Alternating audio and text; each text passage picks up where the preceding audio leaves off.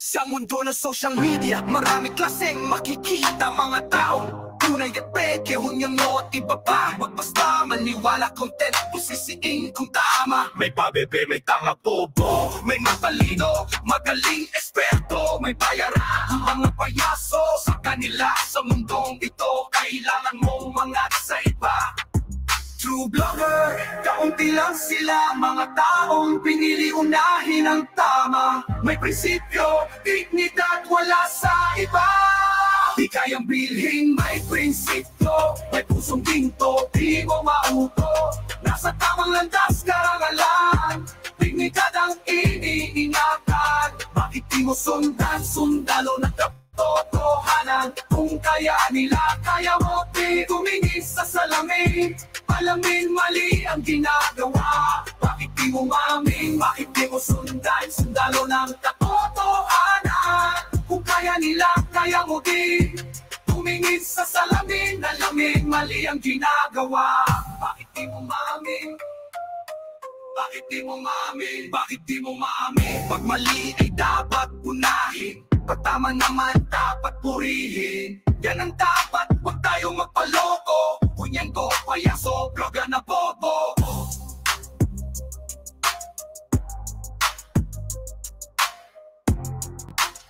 Kaunti lang sila, mga taong pinili unahin ang tama. May prinsipyo, dignidad, wala sa iba. Di kayang bilhin, may prinsipyo, may pusong ginto, di mo mauto. Nasa tamang landas, karangalan, dignidad ang iniingatan. Bakit di mo sundan, sundalo ng katotohanan? Kung kaya nila, kaya mo di tumingin sa salamin. Alamin mali ang ginagawa. Bakit di mo maamin, bakit di mo sundan, sundalo ng katotohanan? Kung kaya nila, kaya mo di tumingin sa salamin. Alamin mali ang ginagawa. Bakit di mo maamin, bakit di mo sundan, sundalo ng katotohanan? Kung kaya nila, kaya mo di tumingin sa salamin. Alamin mali ang ginagawa. Bakit di mo maamin? Hi! Sorry. Hi! Welcome back to my channel. This is the Mr. Channel. And on this episode, we are going to continue yung ating viewing and reaction doon sa topic ni Sir Christian Esguerra sa kanyang Facts First channel. But before that, again, thank you to Pinoy Bro Media. Pinoy Bro Media. Pinoy Bro Media for the music. Please follow his channel, support his videos and his music. Yan yung ating one of the nicest or best OPM songs na napakinggan ko or na na-discover dito sa community ng One Community and Batas natin and Ka-Armado Community and KUB Community. So one of the greatest talents that we have here, Pinoy Bro Media, please follow him, please support him. Kasi ang ganda talaga ng mga music niya, mga nagka-create niyang videos as well. And then, moving on to our topic, we are just going to continue this discussion on, hold on. Wait. We are just going to continue the discussion on COMELEC's readiness doon sa AI. Hold on, wait lang ha.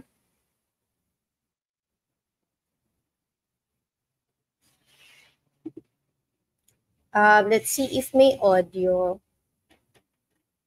I think meron naman. Okay.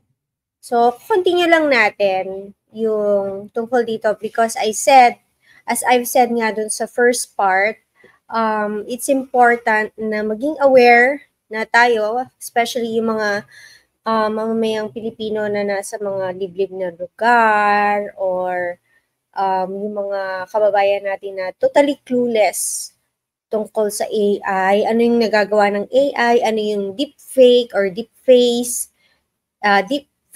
na mga videos, yan, mga napapanood. Kasi definitely gagamitin to sa politics when it comes to the campaign period. most definitely magagamit yan. And syempre, kung gusto nating magkaroon ng mas maayos na quality ng mga botante or mas mag-level up yung mindset ng mga botanteng Pilipino, kailangan ngayon pa lang binubuksan na natin yung isip ng marami tungkol dito.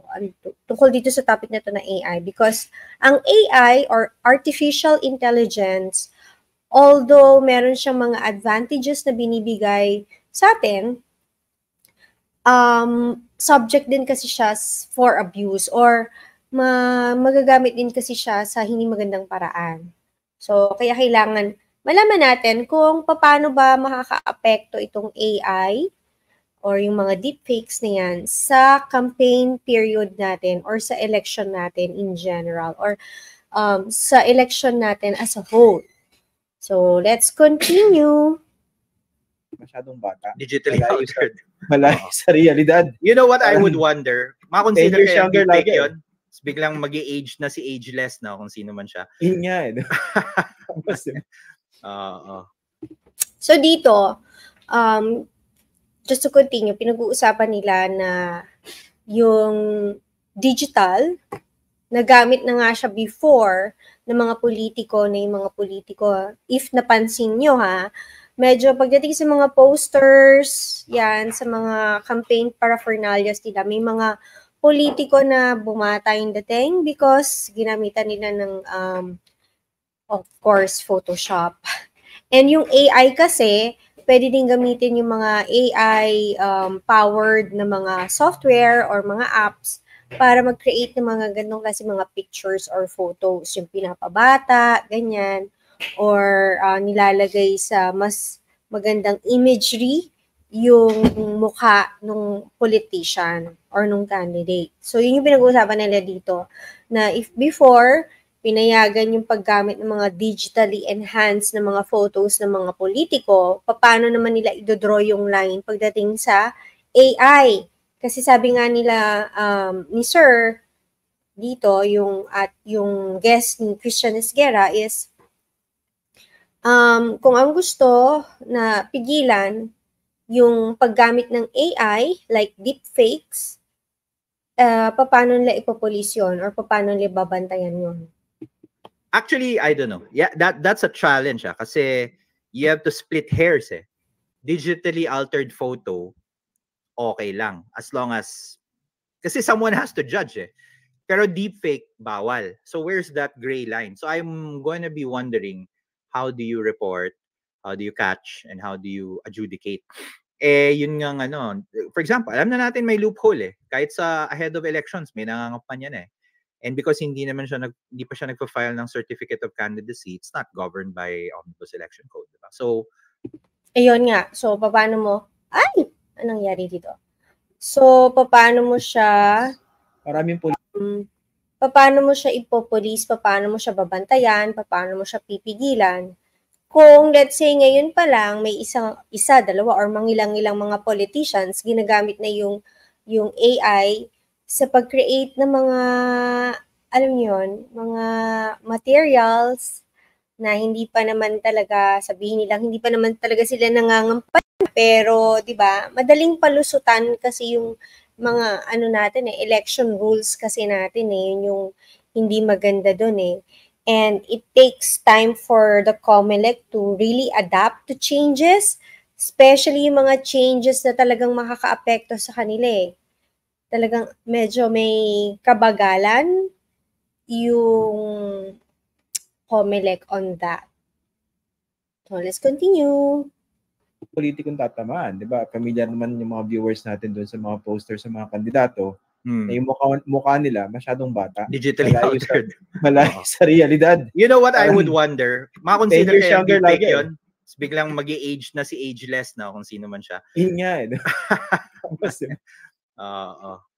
Actually, I don't know. Yeah, that's a challenge kasi you have to split hairs eh.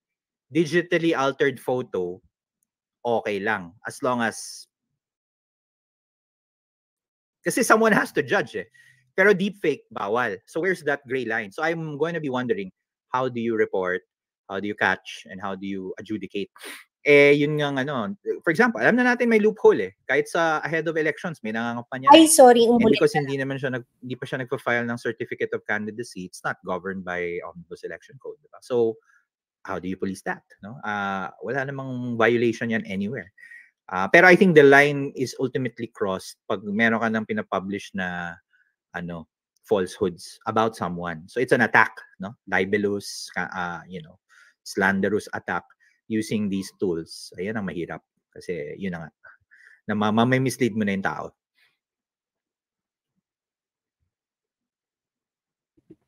Wait, nawala ata si Christian SB.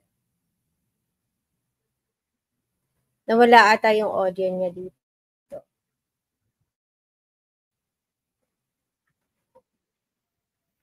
Walang audio si Christian. Na-mute ata siya. Pero, ayun nga, parang, paano mo i-draw yung line? Kung, nawala ka for a while.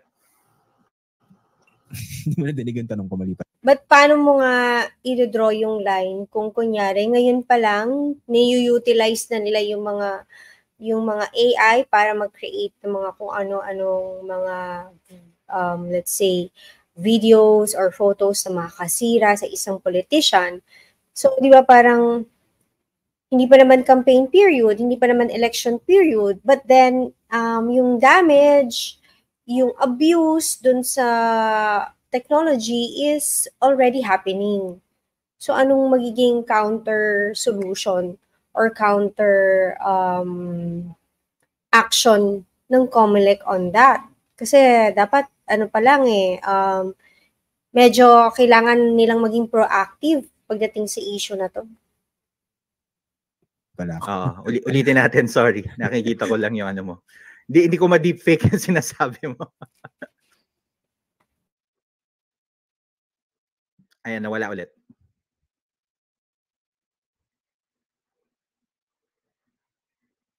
Teka lang, ayan. Naglolo pa yata.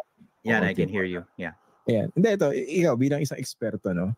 Ano yung mga sa tingin mo kailangan ng COMELEC to be able to reasonably implement this proposed crackdown on the use of deepfakes and AI sa campaign materials? Well, I think we need to find a way to replicate the power they have on traditional media. Di ba? Kasi kung meron namang magre-report ng violation of election propaganda, may rules yan then they have the authority to pull down. May ganyan ba silang power with social media? And they go to Facebook and Twitter and TikTok. And then on the flip side, paano yung reporting mechanism? Kunyari, you're a citizen or you're a candidate. How do you report it? Okay, reporting is the easy part. Then ngayon, they need to find a way to actually detect. Kahit wala pa nagre-report, kung may proactive monitoring sila of these. Kasi I think you need to ask permission all of your campaign, 'di ba? Spending tinatrack din yan So di ba sabi ko na kailangan maging proactive ng COMELEC and find ways to really parang at least manage or contain this technology come election time. And there are ways, especially yung mga platforms naman na Facebook, Google, TikTok, they would follow, although meron silang mga policies when it comes to, let's say, political posts or very controversial issues na post, although meron silang policy sa ganon, they also abide dun sa policy ng country. So with that, our government or people from our government can directly work with them naman. It's just that they really have to work and sort things out. May ways naman, pwede naman. Hindi naman kasi masyadong sabihin mong independent or stand-alone yung mga platforms na yan. Let's say Facebook, Instagram, TikTok, Google, YouTube. Hindi naman. They abide to the laws of the country kung saan sila merong service. So they would definitely honor whatever, let's say, policy na meron, kung anong policy ang gusto natin gawin dito sa country natin. They would definitely honor that and do something dun sa back end or dun sa technical side nila, ng platform nila. They can do something about it. Kailangan lang talagang may action, may proactive action from the government. I don't know if there's a way for them to track the spending being done. That's actually why yung mga ibang outlets like PCIJ track campaign spending outside of diba, traditional media. Even as early as now, may mga gumagastos na. So may ganun din dapat tayong mechanism on the COMELEC. How do you track that? How do you report that? Alam ko si Facebook, if you do an ad and you declare it's political, may mga added safeguards. Pero let's face it, wala naman nagsasabi na talagang political yung ad nila until finally na-detect, no? So, ang magiging magpi-play din ng role dito is yung mga tao reporting kung medyo offensive ba or mali, blatantly mali yung pinapakita dun sa video, then they can just report it. So, I think dito, in terms of awareness, in terms of letting people know na if meron silang makita, they can always report. And meron naman dyan, hindi kasi alam ng tao, yun yung problema eh. Maraming tao sasabihin, hindi nila alam kung paano mag-report. Well, may way para mag-report. And if meron kayong mga anak na very much into social media, definitely they know how to do that. So, pwede naman kayong magpaturo. Pwede naman magpaturo. And in terms of reporting, I know there will be groups of people na i-abuse naman yung reporting tool for, syempre, pag video ng kabilang kampo, of course, ima-mass report nila yan. So, di ba? Dito nga din yung sinasabi ko, magpe-play yung role ng good and bad people. So, dyan natin, yun sabi ko nga, medyo magkakagulo tayo pagdating dyan because of course, mga Pilipino, very passionate yan sa sinusuportahan nila. So, definitely, kumbaga, magkakatalo na lang tayo dito dun sa ilang tao yung nakakaalam kung anong gagawin. Diba? Yun na, doon lang naman nagkakatalo yan. Yung dami ng taong alam yung gagawin at mas alam yung tamang gagawin, doon lang naman magiging successful yung both side or either of the side, the good, bad, or the bad side. The good side or the bad side. Doon lang naman. And then kusa na si Facebook yung magte-take down. May challenge din pala doon, no? Kung tinake down na ng platform, how do you find it? Kung ikaw yung law enforcement, kailangan may way din of, I don't know, isasabpina mo sa platform. Pakibigyan nga kami ng kopya nung tinake down nyo. And I believe that's hard to do. Even if, alam ko, challenge din yan sa mga police, if they wanted to get evidence, no? There's very little formal collaboration. I'm not saying it doesn't happen, no? But from the few cases I've seen, it's hard to get. So those are things na detection, reporting mechanism, and then yung pag-enforce ng takedown. So I think dito ang mag-work hand in hand din with COMELEC would be yung NBI if they have like the cybercrime division. I think they can empower that division as well to look into political promotions or advertisements. Yan, mga political propaganda online.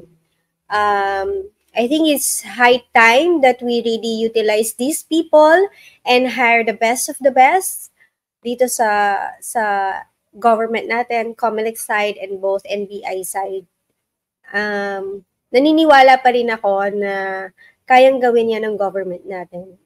Especially if they are really for good governance and they are really for improving yung mga policies and yung mga system natin dito sa Philippines. I mean, for somebody na merong talent and skills when it comes to AI, yung detection ng AI, yung mga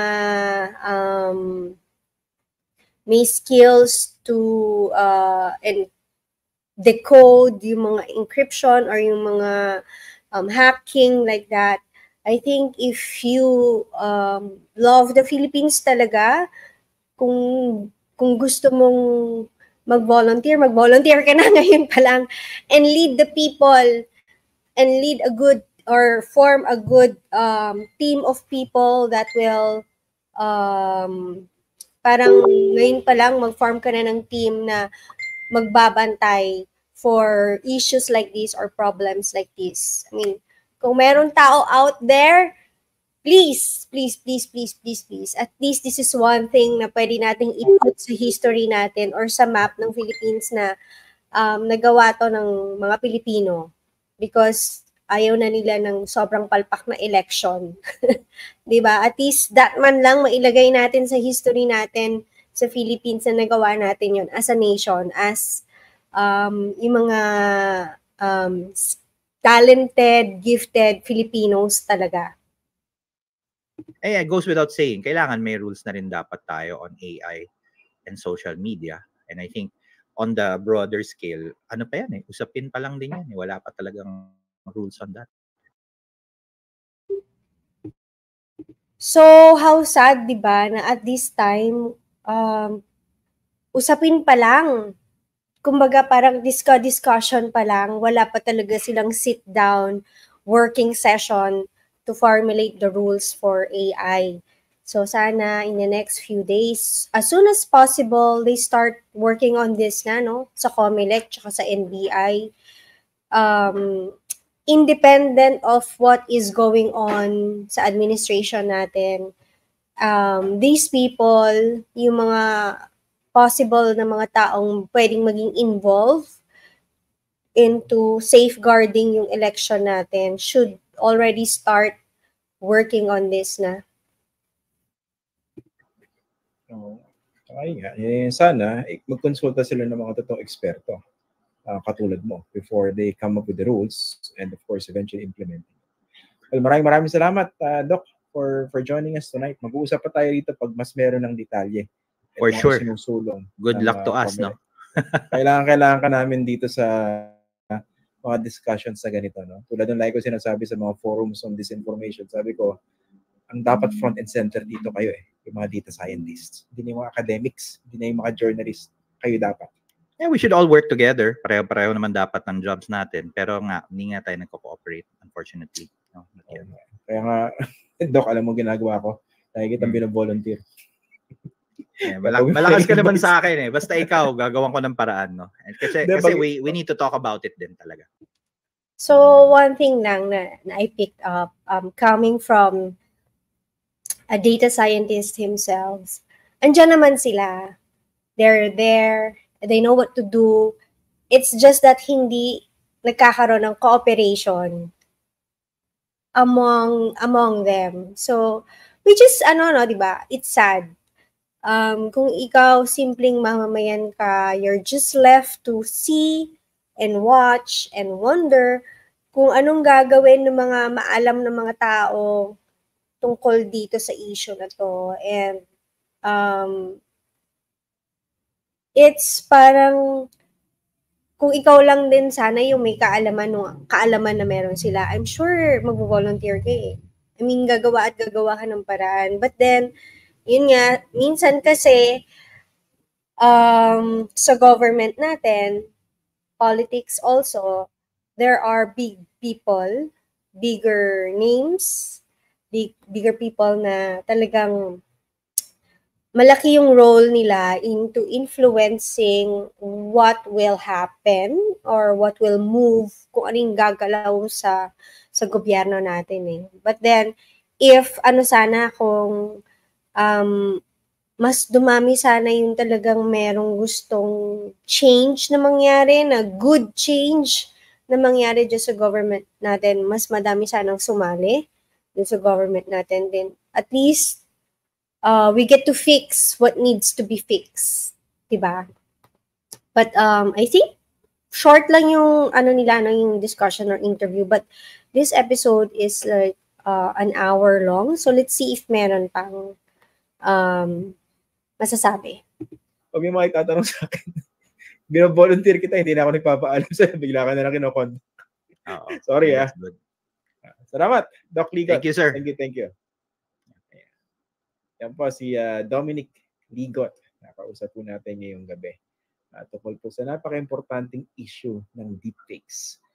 I don't know, no? I hope nakasunod kayo rin sa discussion, no? Kasi napaka-concern ko niya sa paggamit ng deepfakes. Ngayon kasi nakikita natin sa ibang bansa yan. Miski dito sa Pilipinas. Ito lang imagine niyo, Kunwari ikaw tumatakbo sa pagka-senador, medyo mataas yung numero mo.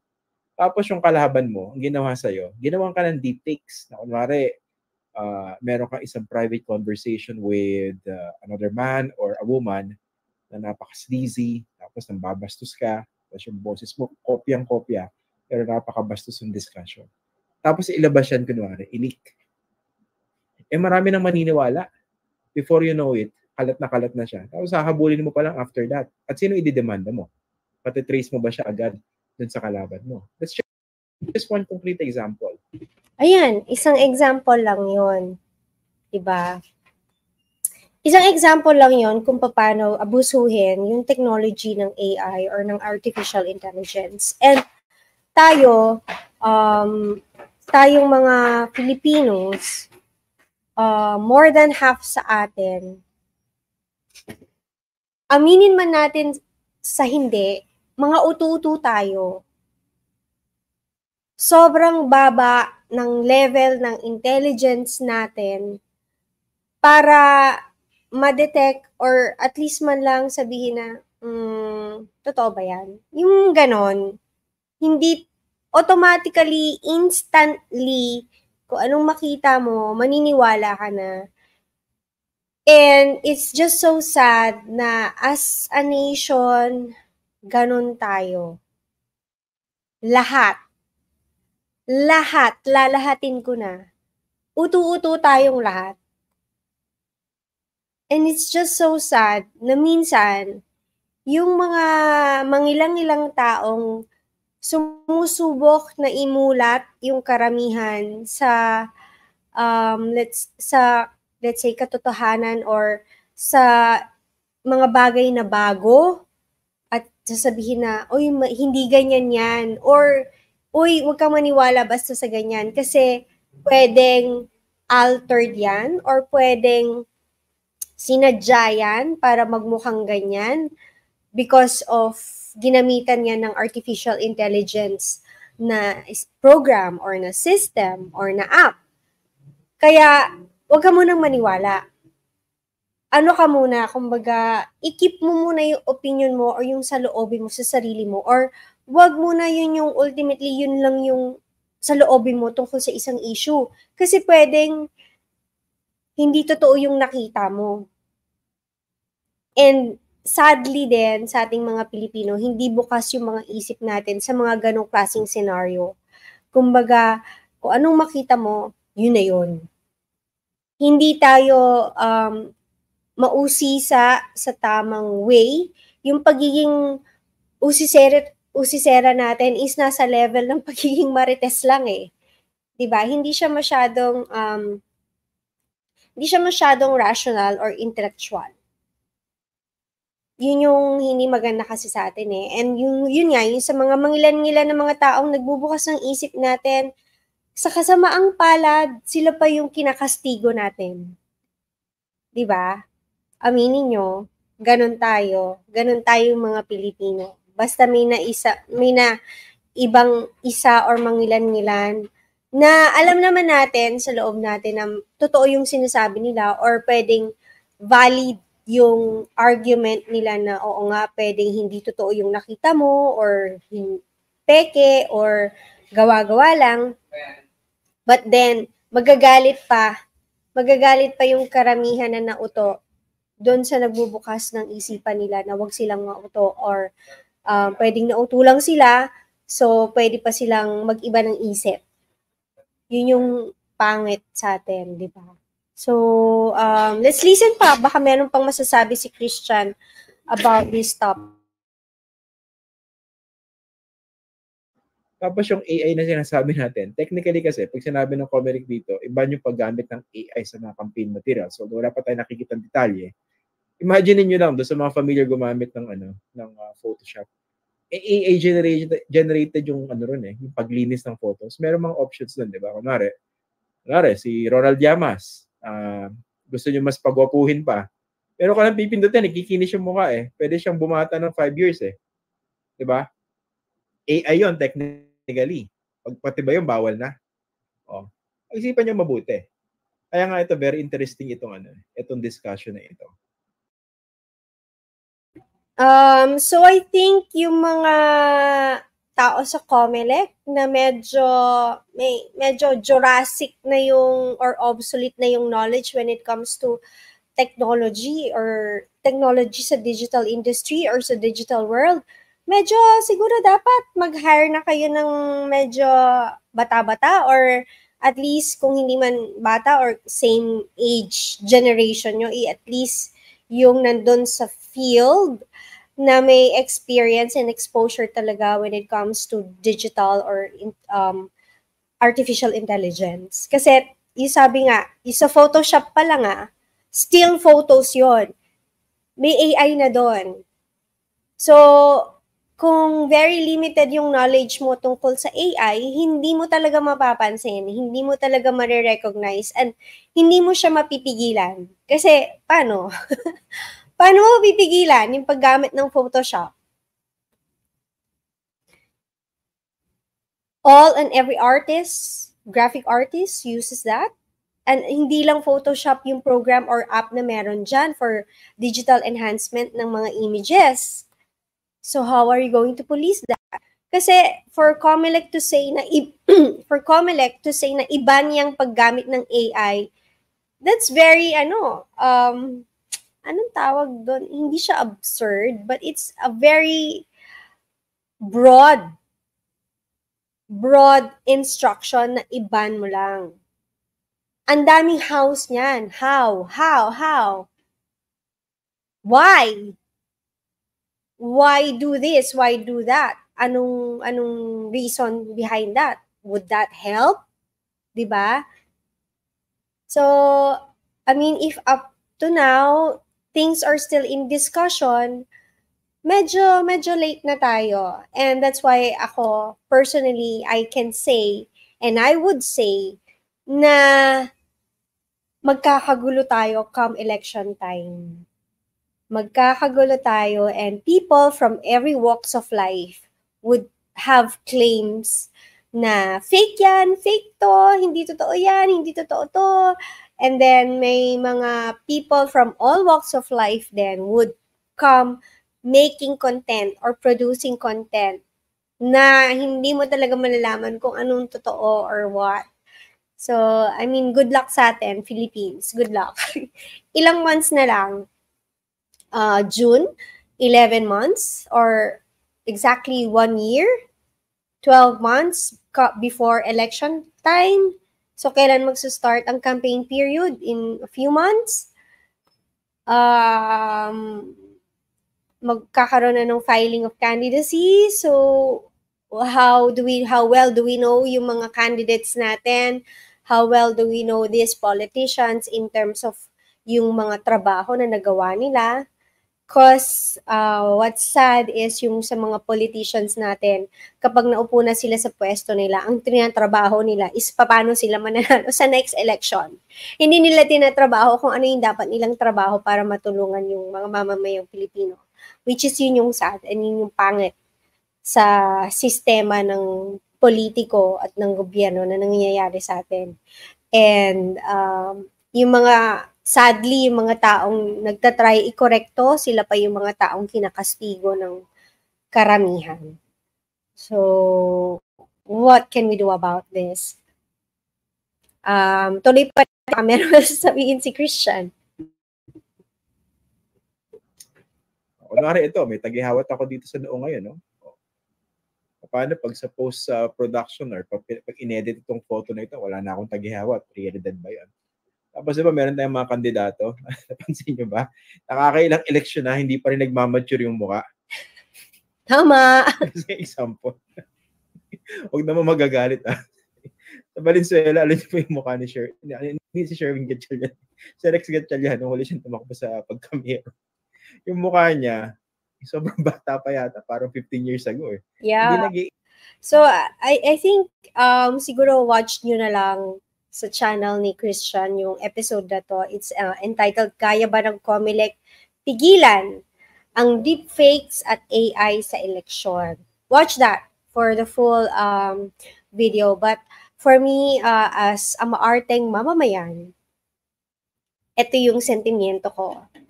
And as far as my knowledge sa digital industry goes or is concerned, I can say na medyo magiging magulo yan for the rest of the Filipino people come election period or come campaign period. Actually, ngayon pa lang, ang dami ng mga deepfakes, AI-generated materials na nagsusulputan online.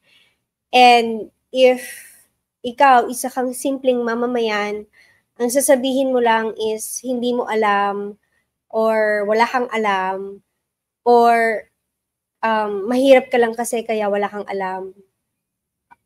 Dear kababayan, I would say, ibahin mo yan. Palitan mo yung reasoning mo. Palitan mo yung rason mo na yan sa buhay mo. Dahil 2024 na, dapat wala na sa atin yung mga ganyang pag-iisip. Wala na sa atin yung mga ganyang pagrarason na porket mahirap ka, wala kang alam. Hindi pwede yon. Hindi pwede yon. Kahit mahirap ka, dapat meron kang alam. Kahit hindi ka nakapag-aral, dapat meron kang malaman. So, kailangan mong kumilos, alamin mo. Gumalaw ka, magtanong ka. Magtanong ka doon sa may alam para magkaroon ka ng kaalaman. Hindi mo kailangan ng college degree or high school certificate, graduation certificate para dyan. Magtanong ka lang para magkaroon ka ng kaalaman. Dahil kapag nagtanong ka, makakakuha ka ng kasagutan. So, yan. Para sa ating mga kababayan or para sa mga simpleng mamamayan out there, I hope naintindihan nyo ako and I hope nakuha nyo ako saan ako nanggagaling. Kasi tama na yung pagrarason na mahirap ka, wala kang alam kasi mahirap ka. Hindi pwede yun. Sa panahon ngayon, hindi pwede yun. Kapag ikaw ay isang mahirap na mamamayan at meron kang hawak na cellphone, lalo't ang cellphone mo ay isang smartphone, hindi pwedeng wala kang alam. Okay? So, kung ikaw yon, isa ka sa ganon, die, or bro, or mare, pare, medyo kailangang simulan mo ng magtanong-tanong. Magtanong-tanong ka lang at madadagdagan ang kaalaman mo. Kahit mahirap ka, or kahit simpleng mamamayan ka lang. Okay? So, yun lang muna. If you reach this point, again, thank you for watching. Thank you for spending time with me. I wish you good health. Have a good life. Smile always. Bye-bye.